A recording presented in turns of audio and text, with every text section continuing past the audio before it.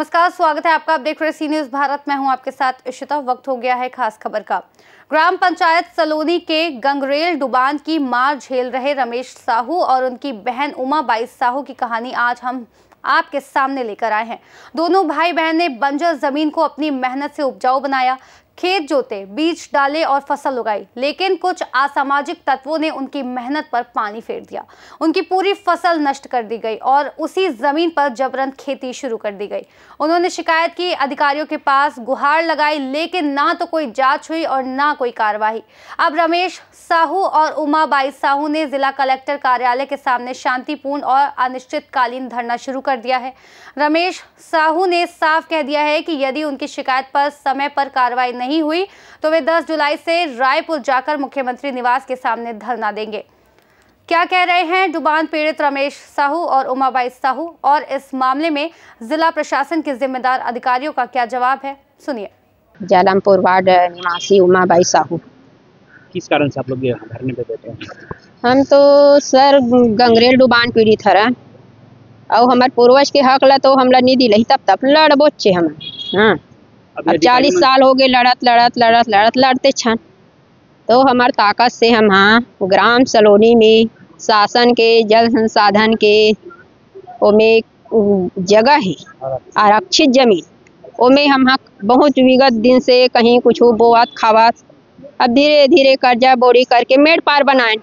अब किसानी करत हन, किसानी करें बहुत लागत से 2-3 बार होगी। वो फसल ला बोहन लुए टोरेन, अब बीड़ा बांधेन पूरा धर के सरपंच और गांव के लोग पूरा ट्रैक्टर में जोर के लेके पंचायत में सरत है। ओकर कहना अतिक्रमण करो कहना है। हाँ, तो विभाग के अधिकारी मन के क्या कहना है? वो मन के कोई ये नहीं है, हो जाएगा, वो हो जाएगा, बस कुछ नहीं होगा। केवल आश्वासन भर देते, आश्वासन देते, कुछ नहीं करे। हाँ, कई बार आप मन और वहाँ ये हम गेन OTI का कथे मैं थक गया फलानी बाई तो नहीं करत मोर तो नौकरी सवाल है, मैं कुछ नहीं कर सकूँ कथे। केरे गांव थाना में कोई कुछ नहीं करो, हम तो डुबान पीड़ितन, हम तो हमारे हक के पूर्वज के हक ला लड़बो ची, हम जान नहीं ऐसे कहती। तो अभी अब बोना तो बड़े बड़े धान हो गए पूरा जोत के फेरे कर पंचायत।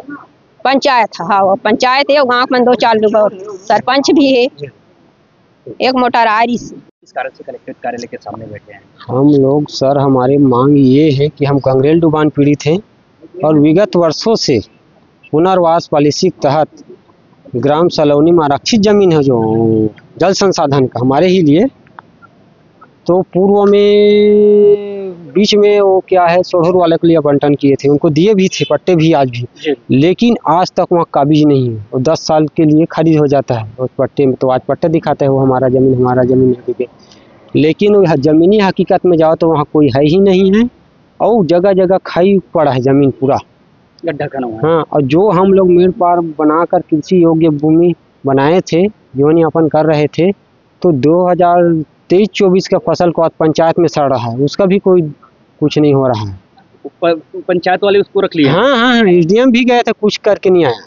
तो पंचायत वाले क्यों रखे उस जमीन को? वही तो हम कह रहे हैं, आपका है नहीं तो क्यों ले गए? आपका गांव का घास जमीन होता, कुछ भी होता तो मानते हम। जी। प्रशासन करते हमारे खिलाफ कार्रवाई, जल संसाधन विभाग करते, आप क्यों बीच में आ रहे हो? गांव वाले वो लोग, हम तो यही मांग है, लड़ाई चल रहा है। अभी कलेक्टर साहब या अधिकारी और जो हम फसल लगाए थे उनको ट्रैक्टर चलाकर पूरा जोताई और लगा दिया दूसरे ने, और पंचायत और सरपंच का पूरा श्रेय है उनको।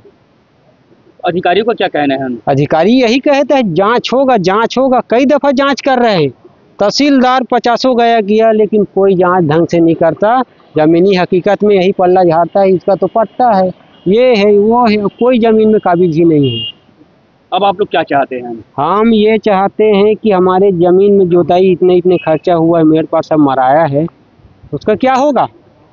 फसल उगाए थे उसका क्या होगा भाई? नहीं, हमको सुरक्षा प्रदान करे उस जमीन में, पुनः हमको स्थापित चाहिए।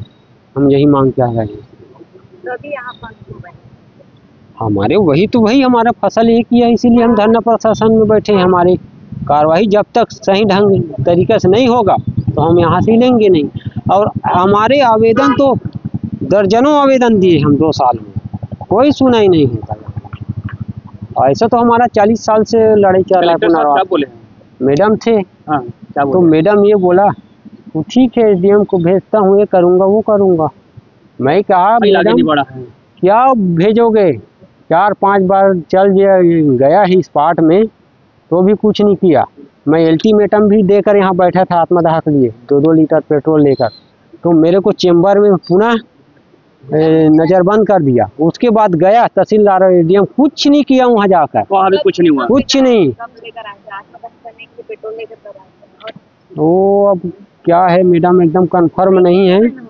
2 माह हो गया, हाँ 2-3 माह हो गए।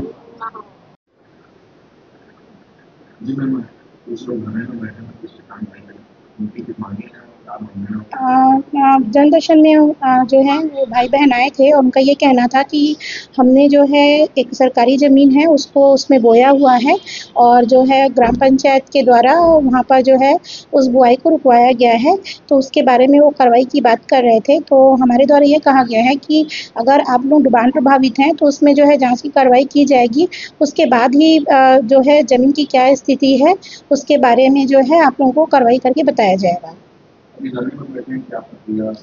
अभी वो धरने पे बैठे हुए हैं तो उस पे एसडीएम से बात हुई है, जो भी है मामले की उसमें वो निष्पक्ष जांच करेंगे कि वास्तव में जमीन किसकी है, शासकीय जमीन है और उसमें किस प्रकार से बुआई की गई है।